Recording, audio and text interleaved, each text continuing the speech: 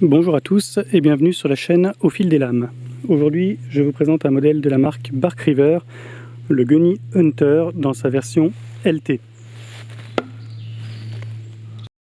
Voici donc sous la pluie le Gunny Hunter dans sa version LT. Donc on a un couteau présenté ici avec son étui pour un poids total de 230 grammes qui peut être ramené à 120 grammes une fois l'étui enlevé. Une longueur totale de 21 cm avec une longueur de lame de 9,5, un tranchant très optimisé de 9,6 cm et 3,1 mm d'épaisseur de lame. Donc on peut voir un petit peu là que la lame est discrètement déviée vers la gauche, un petit peu tordue. Alors je vous montrerai dans cette vidéo le pourquoi du comment, parce que contrairement à ce que je croyais, il a été un petit peu voilé en fait au moment où j'ai refendu une bûche de bois un petit peu dur, probablement du bois un petit peu trop épais pour cette épaisseur de lame. Donc on a affaire ici à un couteau en acier Elmax, donc un super acier issu de la technologie des poudres, excellent tranchant, excellente conservation du tranchant, affûtage tout à fait correct. Donc on va pouvoir voir tout à l'heure ça un petit peu dans les tests de coupe. Pour rester un petit peu pour l'instant sur la présentation générale du couteau, on a affaire donc ici à un des plus célèbres couteaux de Bark River, le Gunny, donc dans sa version LT pour light, puisque la taille globale du couteau, son format est exactement similaire au Gunny Hunter classique, sauf que la lame a été un tout petit peu affinée pour être un petit peu plus, pour alléger considérablement le couteau et puis rester un petit peu dans sa vocation initiale qui était pour ce couteau là plutôt la chasse et puis le dépeçage d'animaux, mais on voit parfaitement que sa forme est adaptée à d'autres activités, notamment pour être un couteau de randonnée qui va être parfait dans cette fonction là. Donc Bark River, pour ceux qui ne connaîtraient pas, ce qui reste possible, même si on s'adresse sur cette chaîne avant tout à des passionnés qui en général ont déjà entendu parler de cette marque, c'est une marque américaine qui fabrique des couteaux d'extrêmement bonne facture, typés activité d'extérieur surtout, chasse beaucoup, et qui va consister à la fabrication de couteaux semi-industriels. D'où une finition qui est excellente. On a ici affaire à une lame à pointe un petit peu tombante, dite drop point, avec une émouture convexe qui est réalisée à la main. Donc contrairement à ce que j'avais pu entendre sur ces couteaux, on a souvent des fils un petit peu asymétriques, puisque la réalisation à la main fait que si la personne qui le réalise rate un petit peu, enfin rate, ou en tout cas prend pas suffisamment le temps de vérifier tout ça, on peut avoir un tranchant qui n'arrive pas tout à fait au même endroit. Ici, c'est pas du tout le cas sur cette version-là. Alors peut-être du fait que ce soit une version sprint run, on peut se dire qu'ils ont sans doute fait un petit peu plus attention. En tout cas, on a affaire à une finition de lame et un tranchant convexe qui est ici parfait, extrêmement tranchant en sortie de boîte.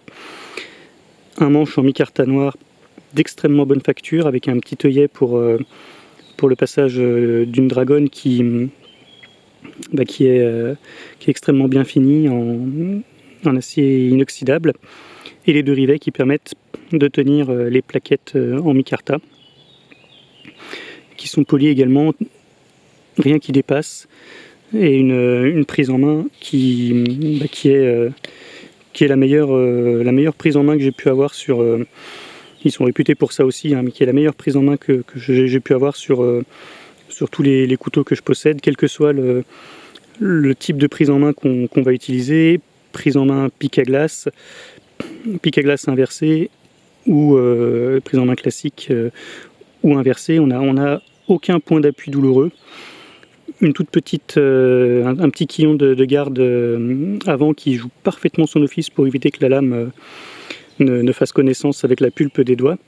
Et à l'arrière, la même chose, un petit quillon qui va servir lui plutôt à la prise en charge pour les coupes à la volée, qui joue bien son rôle aussi. Un manche qui est bien galbé, qui remplit bien la paume de main, donc vraiment que du positif sur ce couteau en ce qui concerne tout. Son tranchant, sa qualité de finition, sa simplicité dans la forme, mais qui va être tout à fait adapté à toutes les activités pour lesquelles il est destiné. La randonnée essentiellement pour moi, mais également la chasse. On a beaucoup on a quelques vidéos sur YouTube de chasseurs qui utilisent le gunny, alors plutôt en version normale, mais on voit que le tranchant de l'Elmax et des autres aciers aussi, ainsi que sa forme est parfaitement adaptée à ce genre de pratique. Voilà. Pour revenir un petit peu sur le dos de lame, on a un dos de lame qui est un petit peu tranchant, le quart est vraiment à vif, mais c'est voulu pour ce type de couteau, puisque ça va permettre de gratter les copeaux de bois éventuellement pour faire du feu, ou pour ceux qui utilisent des fire steel, ce que je peux comprendre parce que c'est tout à fait ludique, même si moins pratique qu'un briquet. Ça fonctionne extrêmement bien, je vais vous le montrer tout à l'heure parce que j'en ai pris un aujourd'hui pour pouvoir vous faire la démonstration. C'est vraiment génial dans ces conditions-là. L'intérêt de l'émouture convexe, tous les bushcrafters le connaissent. Je ne suis pas pratiquant, mais effectivement pour tailler un petit peu de bois de temps en temps, on s'en rend compte, c'est que ça coupe extrêmement bien, ça tient le fil très longtemps. Et évidemment c'est un petit peu plus long à affûter, ça requiert un petit peu plus de technique, mais vous trouverez d'excellentes vidéos en français, notamment sur la chaîne de notre ami de fans de couteaux qui présente de très belles vidéos, notamment sur ces techniques-là. Voilà. Donc je crois que j'ai fait à peu près le tour pour la présentation de la fonction de ce couteau. On va maintenant se retrouver dans quelques instants pour quelques tests de coupe. A tout de suite. En fait, avant de se retrouver dans quelques instants, on va se retrouver tout de suite pour parler de l'étui parce que j'en ai pas parlé. Et il mérite quand même une certaine attention parce que c'est un étui en cuir de très bonne facture avec des définitions de bonne qualité, même si on peut voir que les quarts ont été abattus sur le côté de façon un peu manuelle, disons, donc tout n'est pas parfait, mais par contre il n'y a rien qui dépasse du tout. On a une rétention incroyable, alors le couteau ne peut pas tomber. Voilà, littéralement, on peut forcer autant qu'on veut, il bouge pas d'un poil dans l'étui. D'ailleurs c'est un petit peu dur quand on reçoit le couteau de le rentrer dans l'étui, puisqu'ils arrivent dans la boîte séparés l'un de l'autre. Il faut initialement forcer beaucoup pour le rentrer dedans, mais l'étui se fait assez vite. Et donc on a un étui en cuir avec de multiples couches, hein. On peut voir au plus épais, ici on a 5 couches de cuir. Tout est cousu à la main, en point sellier. C'est extrêmement bien fait, c'est vraiment du super boulot. Pour pratiquer un petit peu la couture sur le cuir, je peux m'avancer là-dessus sans la moindre difficulté. On a un passant ceinture qui va permettre de passer des ceintures jusqu'à 5 cm environ, qui est très joliment fait et qui remplit pour le coup vraiment bien son rôle. Voilà, donc un étui à la hauteur du couteau et à la hauteur de la marque. Et cette fois-ci, on peut passer au test de coupe. Voilà, donc pour initier un petit peu les tests de coupe, donc là c'est avant tout affûtage donc après l'achat, donc c'est de l'affûtage vraiment d'origine, après avoir coupé déjà quelques bouts de bois mort, après avoir tapé un petit peu.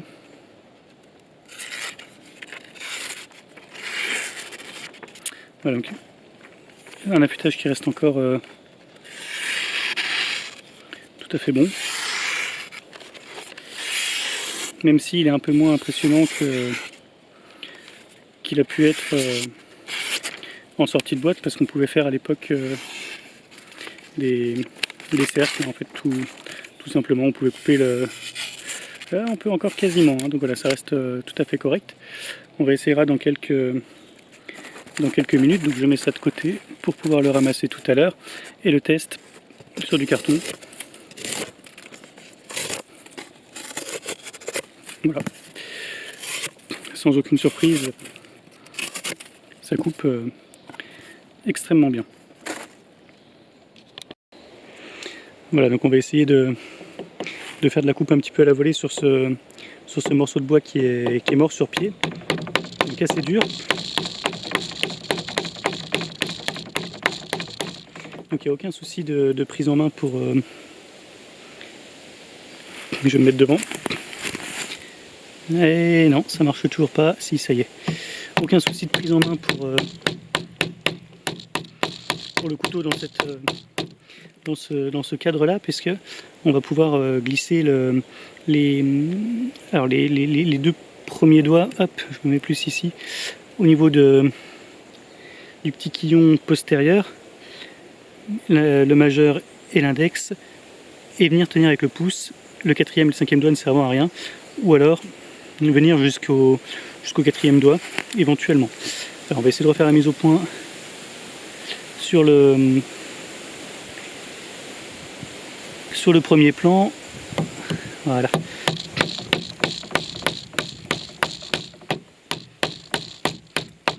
Il faut que je surveille un petit peu régulièrement.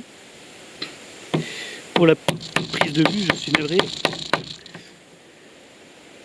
Ça y est. Donc c'est un peu la limite de ces lames un petit peu courte. C'est que pour la coupe à la volée, malgré le poids qui est plutôt pas si mal que ça, on va être un peu plus limité évidemment qu'avec un couteau de camp. Et là, en l'absence de dragon, on a le couteau qui va avoir tendance à vouloir partir un petit peu vers l'avant.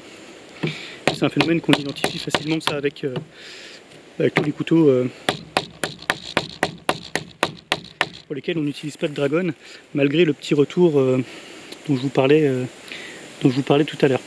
Alors ce petit retour, il n'est pas tellement blessant pour les mains, il est plutôt bien fait. Le seul souci qu'on va avoir pour les coupes à la volée, c'est qu'il ne faut pas taper sur le petit quillon à l'avant qui est plus bas que la lame, hein. Donc si on tape mal, on va finir par abîmer le micarta, même si ça reste un matériau qui est extrêmement solide et qui est parfaitement adapté à ce genre de couteaux, hein, qui ont des vocations un peu outdoor, un peu dures. C'est vraiment parfait pour ce genre de pratique. A noter qu'on a un micarta ici qui est quand même très lisse, parce qu'il a été extrêmement bien poli. Malgré tout, il reste relativement bon au niveau de la prise en main. Main mouillée, je garantis pas, mais la prise en main est tellement bonne que de toute façon... Ah, la prise en main est tellement bonne que même avec les mains mouillées, ça reste... parce que je commence à transpirer un petit peu, donc je m'en rends compte, ça reste tout à fait correct. Voilà, on va passer un petit peu à du bâtonnage maintenant que j'ai réussi à sortir un bâton pour donner de l'inertie à cette courte lame. Voilà, donc toujours sur le même morceau de bois que tout à l'heure, sur des coupes appuyées cette fois-ci. Donc on a ici du bois qui est très dur, hein, très sec, mort sur pied. Donc on a une mouture convexe qui a tendance à vouloir rentrer dans le bois. Peut-être un peu plus que ce qu'on pourrait avoir avec une émouture plate.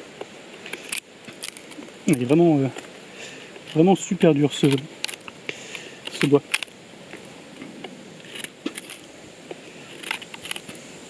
Donc voilà, par rapport à sa taille, sa prise en main permet de pallier un petit peu la faible longueur de lame et de rendre le couteau ainsi assez polyvalent. Même si évidemment avec avec 2 ou 3 cm de plus, on aurait eu quelque chose de beaucoup plus polyvalent, mais de beaucoup moins transportable finalement.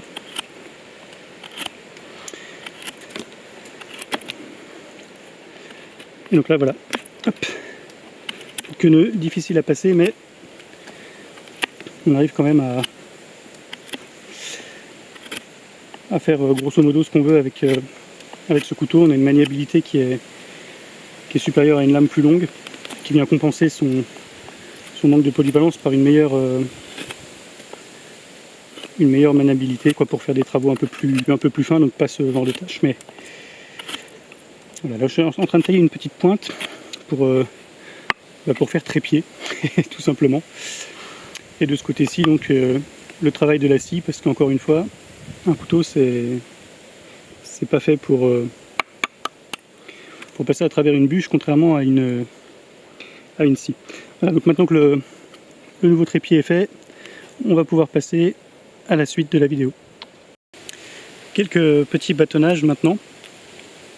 Alors sur du calibre un peu plus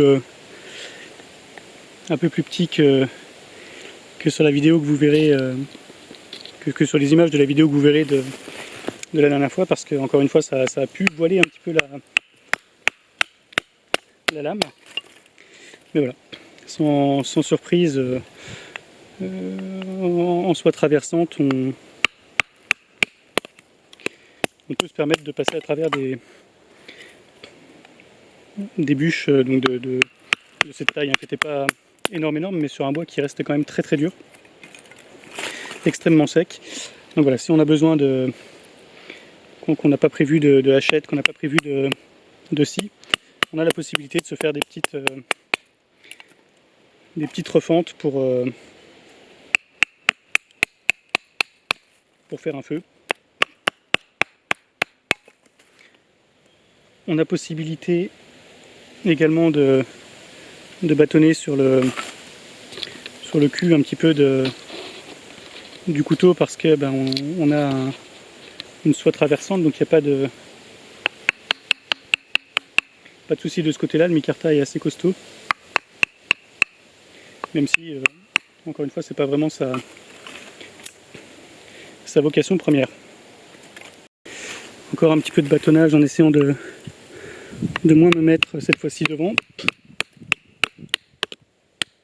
Et donc en tapant sur la pointe, elle est relativement fine la pointe, mais elle reste relativement solide quand même, hein. Comme je le disais, c'est un excellent acier, une excellente marque de couteau. Ils ont l'habitude d'en fabriquer depuis quelques années maintenant, et des couteaux qui sont très réputés, on comprend aisément pourquoi.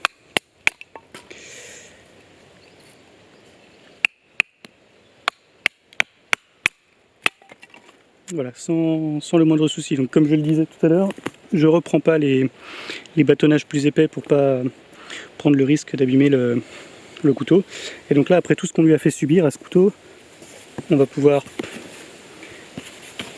couper un petit peu de carton. Voilà. Sans la moindre difficulté. Donc les moutures convexes permet un petit peu ce genre de choses, puisque le fil est beaucoup plus solide que sur une émouture plane classique. Et puis une petite feuille de papier à lettres, du papier relativement fin. Donc après tout ce qu'on a fait subir au couteau, voilà, c'est le pouvoir de l'acier Elmax. Donc il accroche un tout petit peu, mais il n'y a pas réellement de zones qui ont roulé, il y a encore moins dedans. Un acier très solide, un papier un peu humide, et malgré ça, ça coupe parfaitement bien. Alors en sortie de boîte, on arrivait même à faire des cercles. Donc on y arrive encore, mais de façon un peu plus difficile évidemment. Mais enfin, ça reste tout à fait possible. Ah. Voilà. Très bien, donc écoutez, maintenant on va passer à à quelques feather sticks. Juste le temps de ranger un petit peu le bazar que j'ai mis et je vous retrouve. Voilà, donc pour les feather sticks, on va préférer plutôt le pain. Parce que la vocation des petits hérissons des feather sticks, c'est donc d'allumer du feu évidemment, donc autant choisir un bois qui va s'enflammer facilement. Alors je me positionne de façon à pouvoir faire un zoom correct et surtout une mise au point correcte. Voilà. Donc là on a un bois beaucoup plus tendre que ce qu'on avait tout à l'heure, donc évidemment ça rentre beaucoup mieux dans le bois que ça n'est rentré tout à l'heure. Alors je reprends juste un instant pour couper cette petite branche qui m'embête. Et on va pouvoir commencer tout doucement. Alors je suis pas un expert moi de ce genre de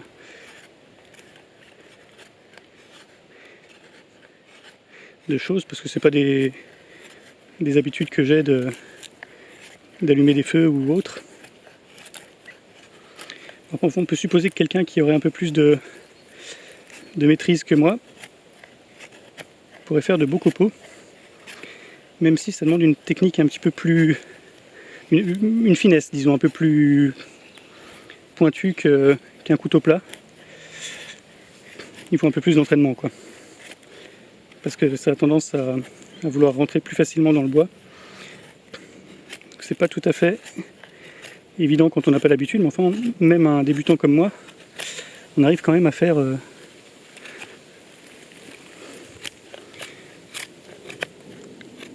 quelque chose de tout à fait potable. Voilà. Donc on reprend une deuxième prise pour les feather sticks sur une base un peu plus saine.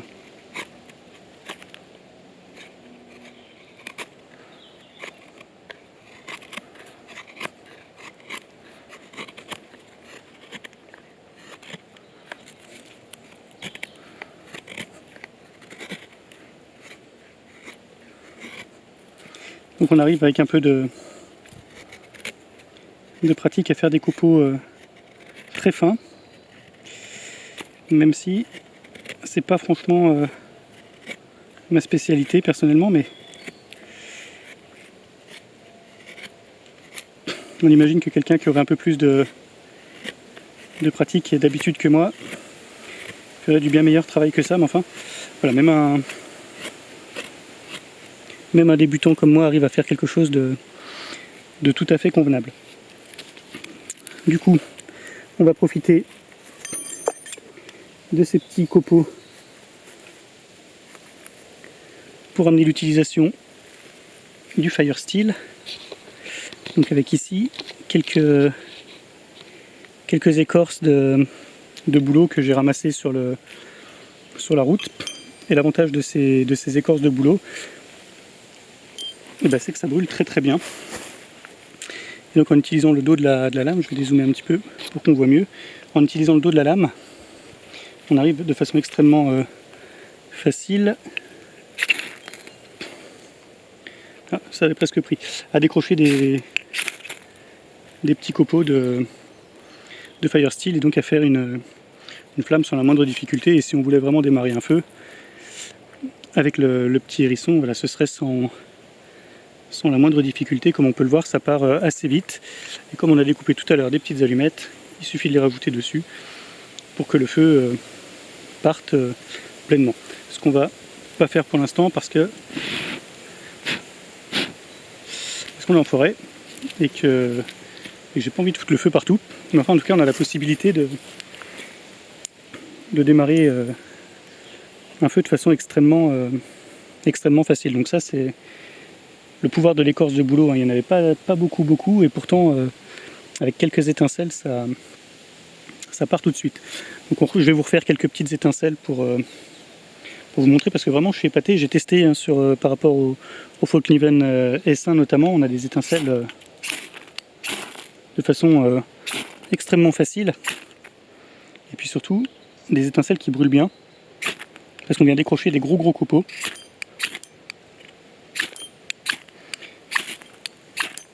Voilà, donc pour le fire steel, pour les amateurs de bushcraft, malgré la lame un petit peu courte, on a quelque chose qui est tout à fait convenable. Autre possibilité qui est offerte par le dos de lame du Bark River qui est donc quasi affûté, c'est qu'on peut se permettre de venir racler du sapin ici de façon assez efficace. Alors soit pour dégager une partie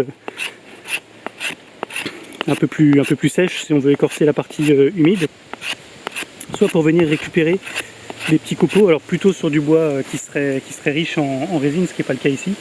Et donc ça permet donc de récupérer ces petits morceaux de copeaux qui, s'ils sont riches en résine, peuvent être allumés de façon assez facile avec un fire steel. Donc pour finir les tests de coupe, un petit peu de bâtonnage sur une branche.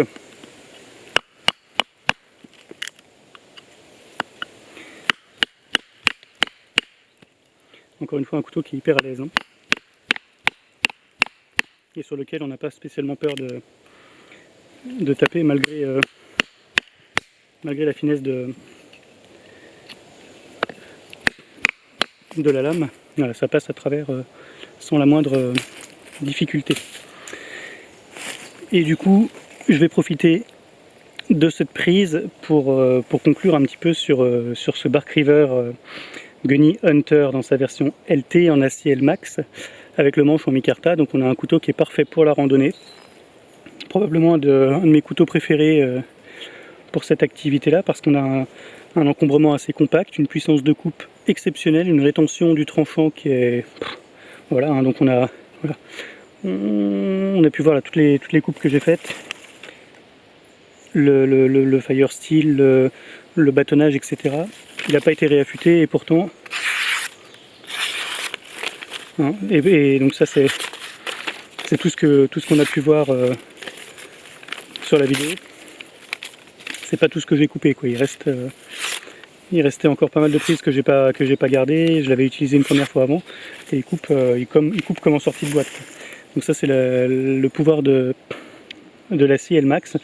Pour ce qui est de l'affûtage, c'est plutôt un acier qui est tout à fait correct, même si ici, du fait de l'émouture convexe, il va falloir un petit peu plus de technique pour arriver à reprendre le tranchant de base. En tout cas, ça reste une des meilleures prises en main sur les couteaux, alors j'allais dire industriels, mais c'est du semi-industriel, hein, qu'on a ici, mais prise en main vraiment exceptionnelle, un tranchant parfait, une émouture convexe magique, un encombrement qui est parfaitement adapté à la randonnée, visiblement aussi à la chasse, même si c'est pas une activité que je pratique, et pour le coup un couteau qui reste relativement abordable pour cette qualité de fabrication, le fait que ce soit du semi-industriel, l'acier hyper haut de gamme qu'est l'L-Max. On a un couteau ici avec l'étui en cuir de haute qualité également, qui est vendu entre 200 220 € sur des sites en France, hein. Pour un couteau qui est fabriqué aux États-Unis, on est vraiment hyper bien placé. Voilà, donc un achat à la fois raisonnable, à la fois passionné, et que je ne peux que recommander à qui veut avoir un couteau fixe de grande qualité, de faible encombrement, destiné plutôt à la rando évidemment qu'au bushcraft, mais qui peut servir sans rougir de couteau de survie. Et donc un couteau que vous pourrez retrouver sur le site de The Best Knife. C'est là que je l'ai acheté pour une somme tout à fait raisonnable. Voilà, bah écoutez, j'espère que cette vidéo vous a plu, et puis on se retrouve la prochaine fois probablement pour le test du Folkniven S1, qui ma foi a une vocation à peu près similaire à ce couteau, mais peut-être en plus orienté bushcraft. Voilà. À très bientôt sur la chaîne Au Fil des Lames, et puis j'espère que la vidéo vous aura plu. Salut!